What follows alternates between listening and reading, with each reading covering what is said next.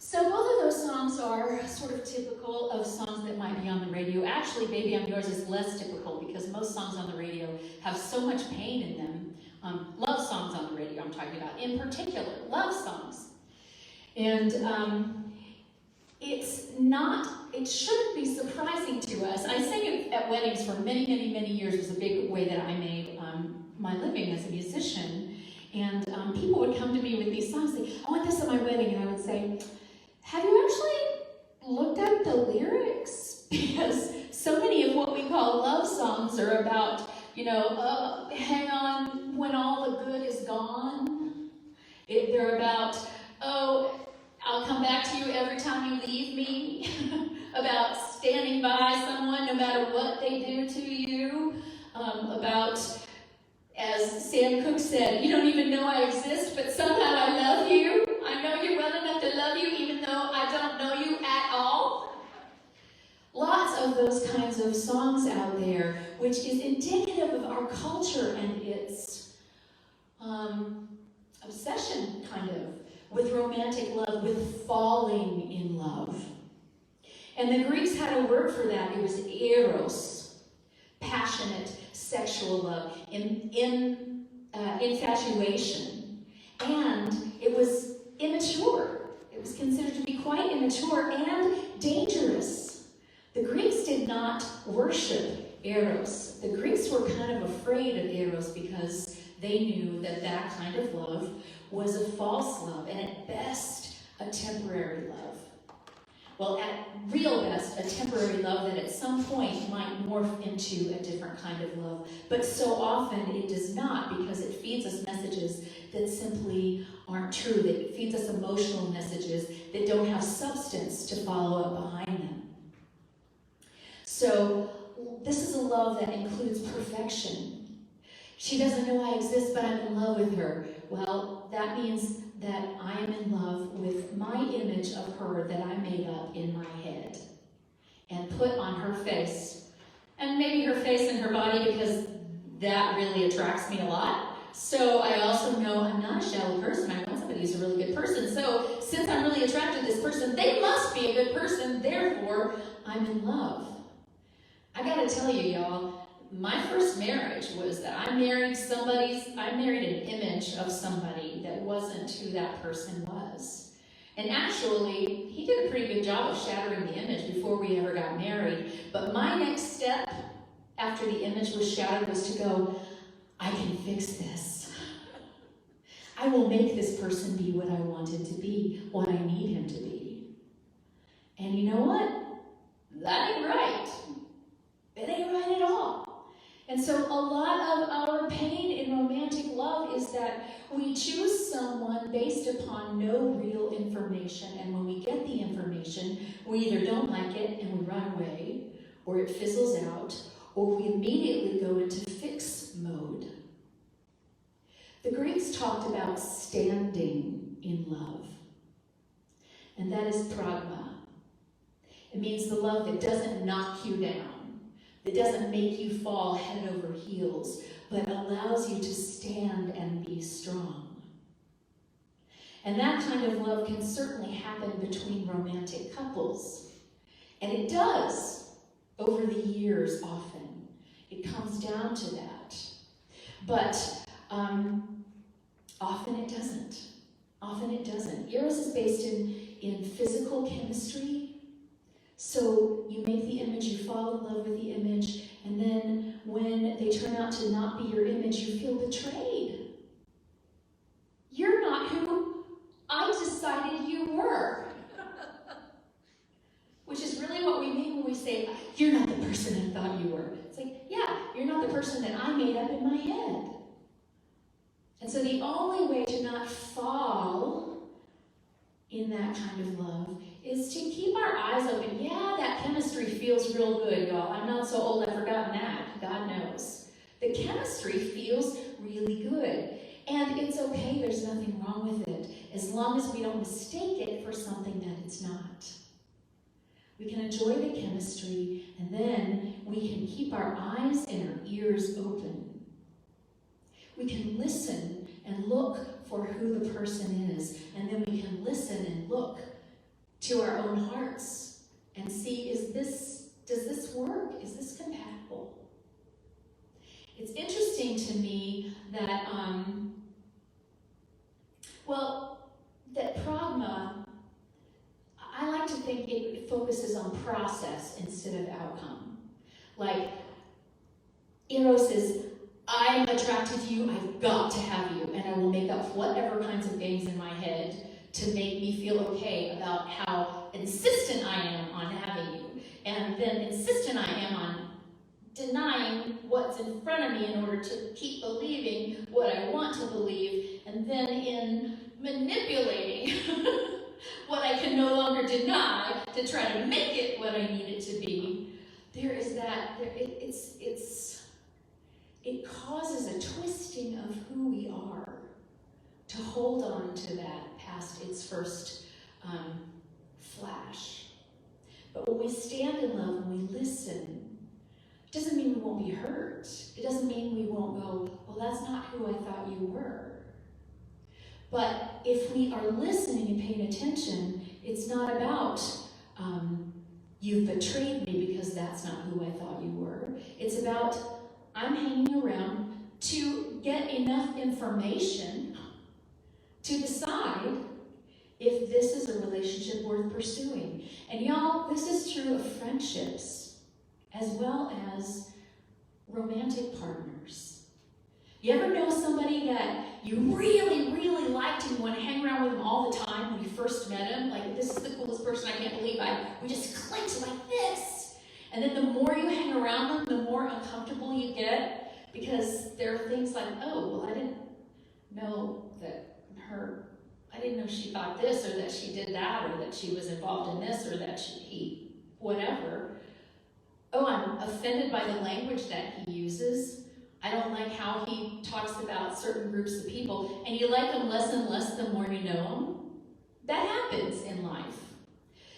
I always consider it an amazing gift when I meet somebody and I really like them, and as I get to know them, my admiration for them increases, because I find out more and more respectable, esteemable, wonderful, thoughtful things about them, rather than finding out the ways that they may hide and try to act respectable and esteemable.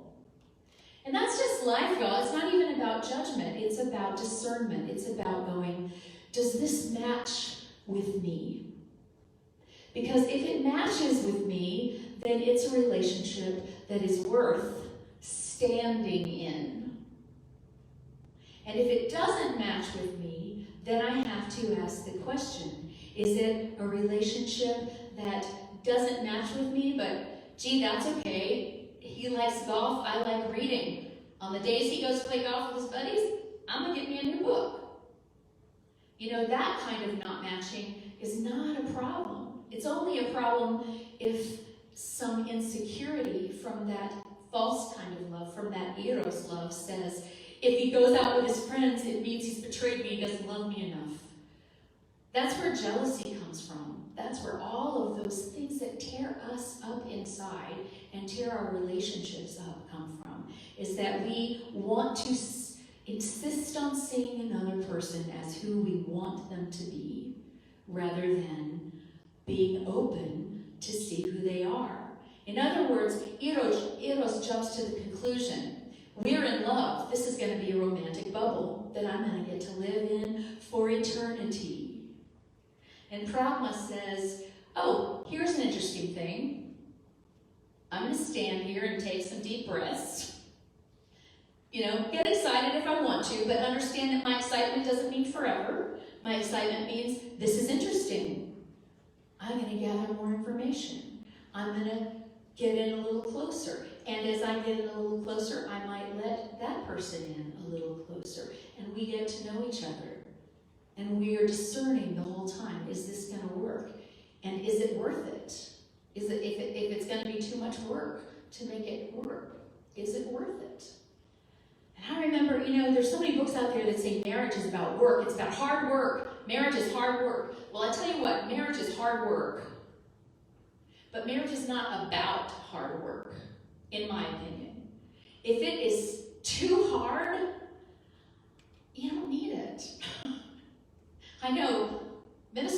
say, stay married until death do you part, or beyond death, or whatever. But it's interesting, even as a person who does weddings, there's so much different language, and I have to be careful with the people that I talk to.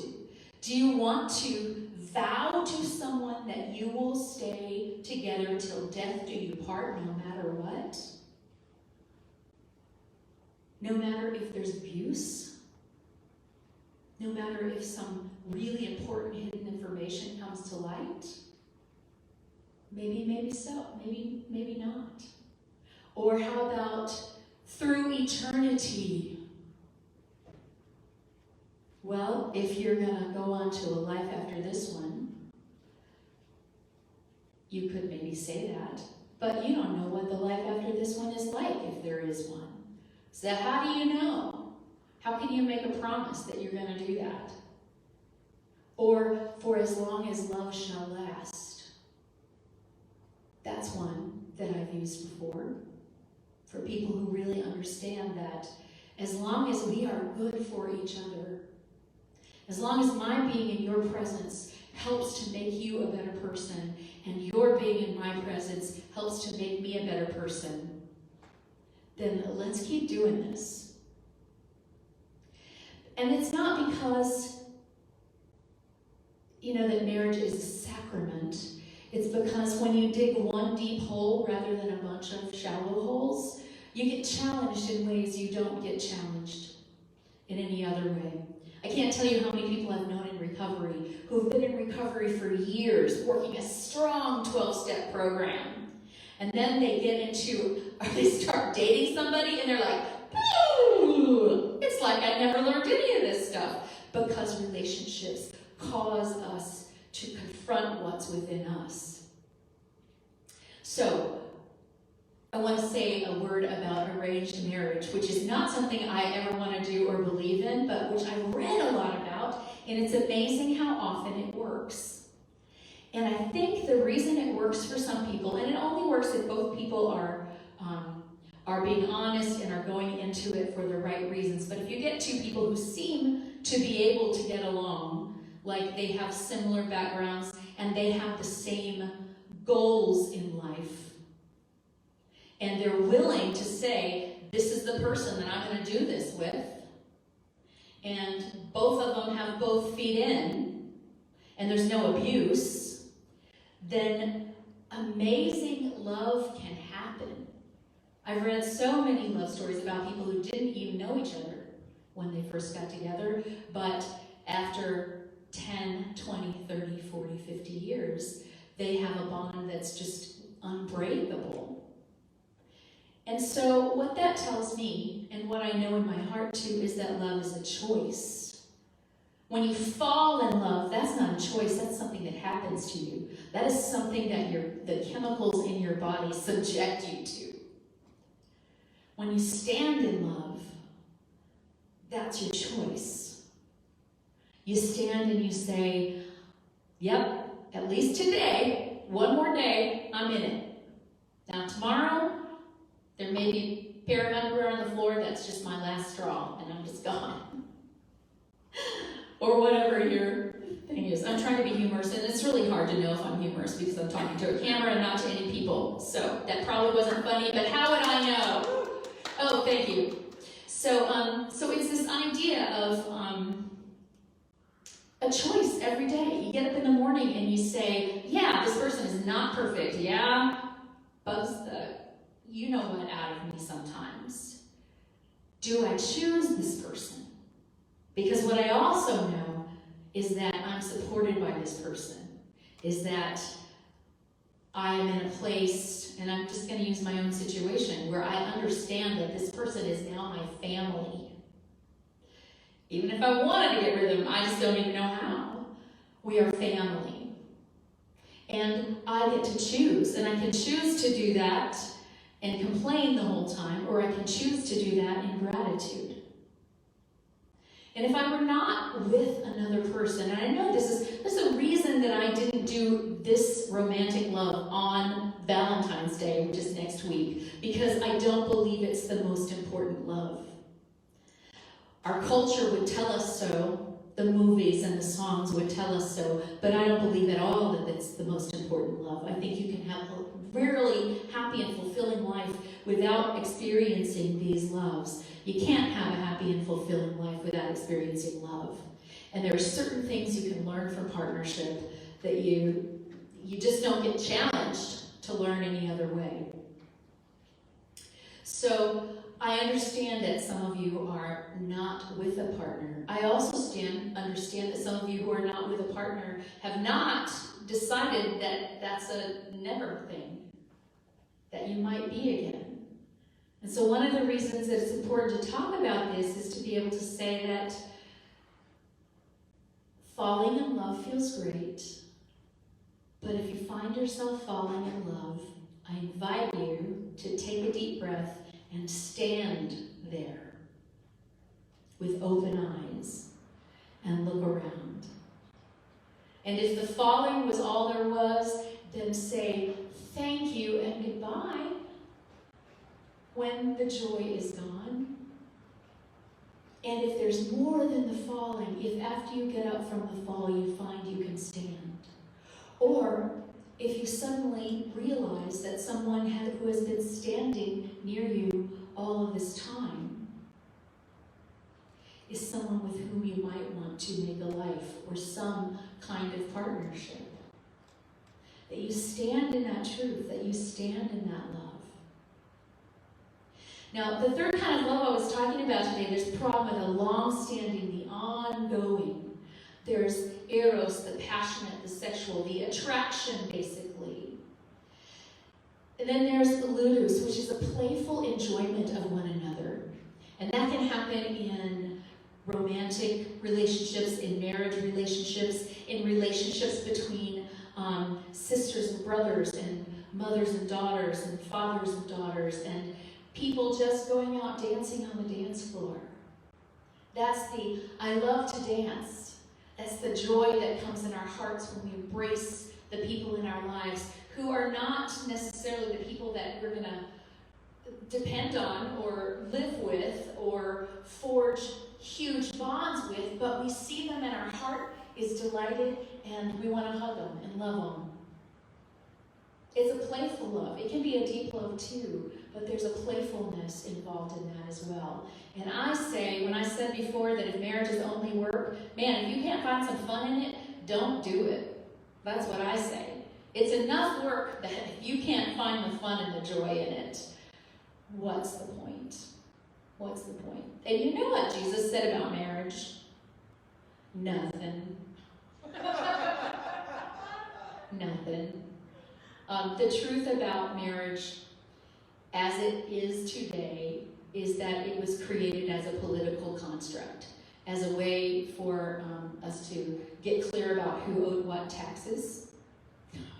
It's not even that marriage itself is not even that old when you look at human history.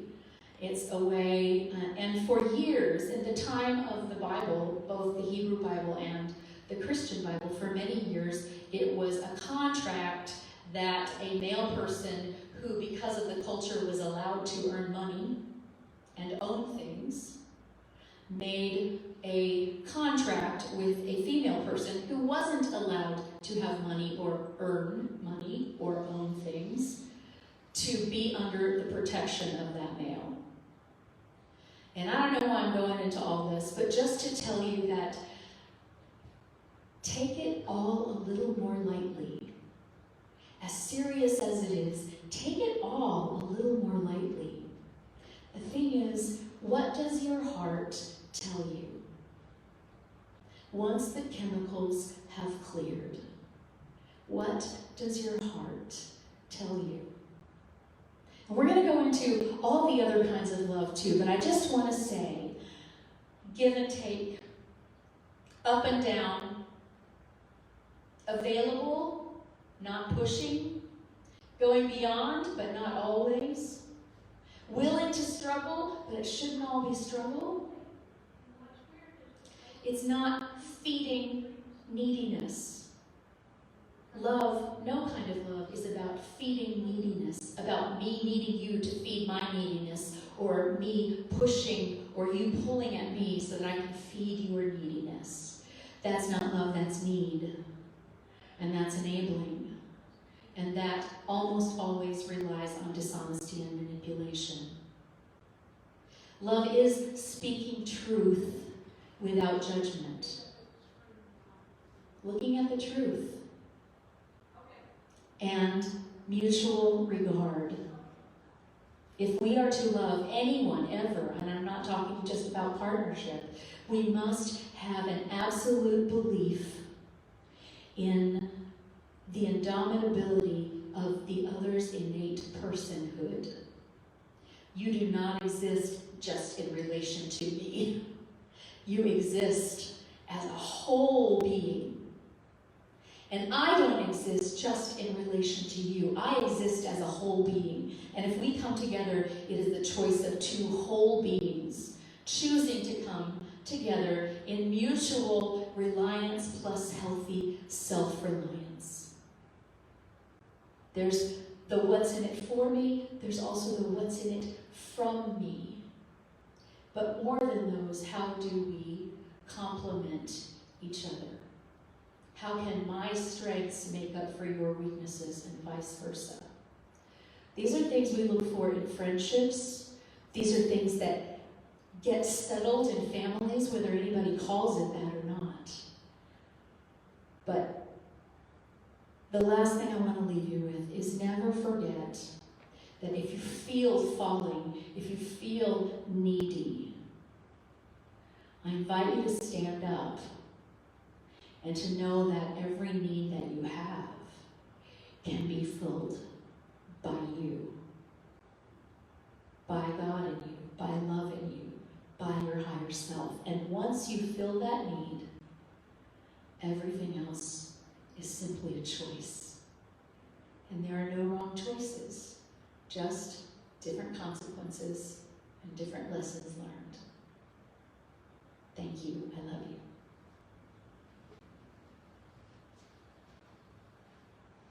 So we're just going to take that into a very short meditation.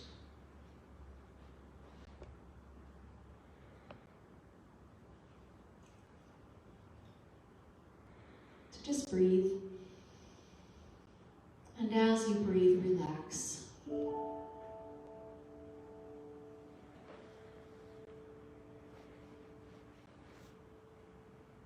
your forehead is wrinkled up, try to let it go. Relax your eyes and your jaw and your mouth, your neck, your shoulders.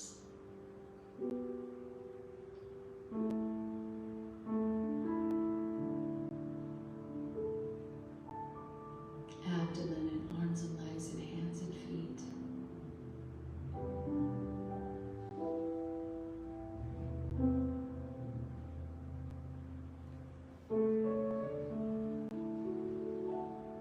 And simply breathe into the fact that love is who and what you are.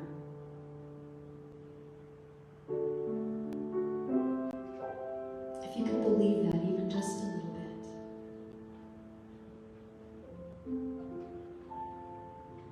Love is I am.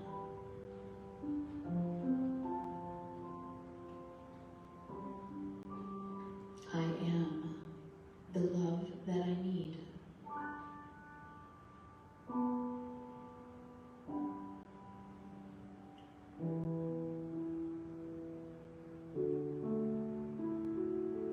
I stand open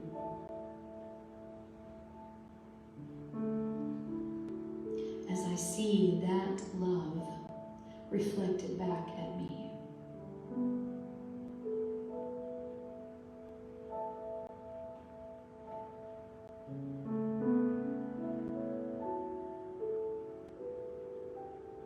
And I breathe into it and I say thank you. I'm grateful. For I recognize that it's never for the sake of another,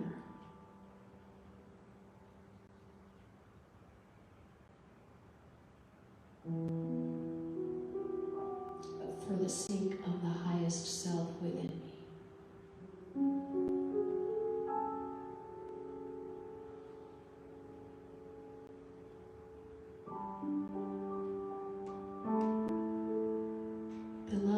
you give to me affirms the love that I am within me. It doesn't actually leave you and come into me.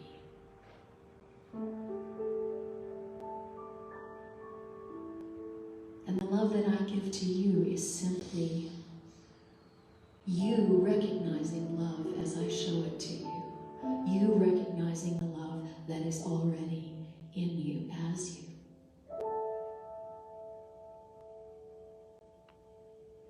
It doesn't leave me and go anywhere. It doesn't fill you in some place that you are empty.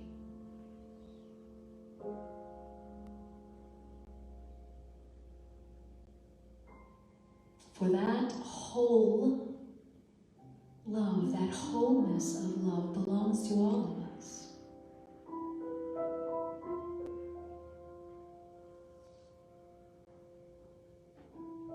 And we receive the gift of recognizing the truth of ourselves as we see that love in another.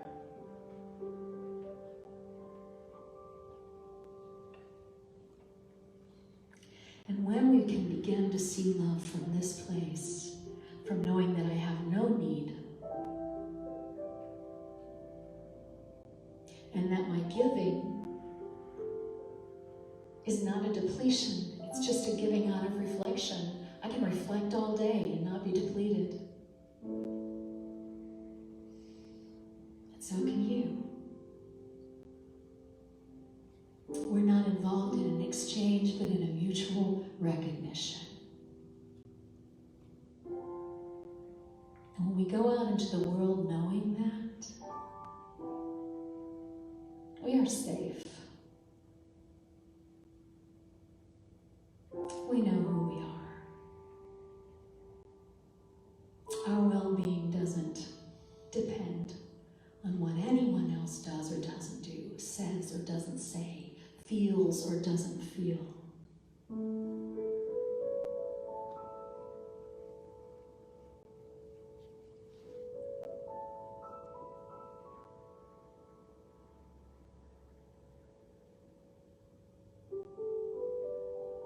We embrace the love that we are. See it reflected in our loved ones and reflected back to them. And that is the truth of love in this human world. And we're so grateful. And say amen.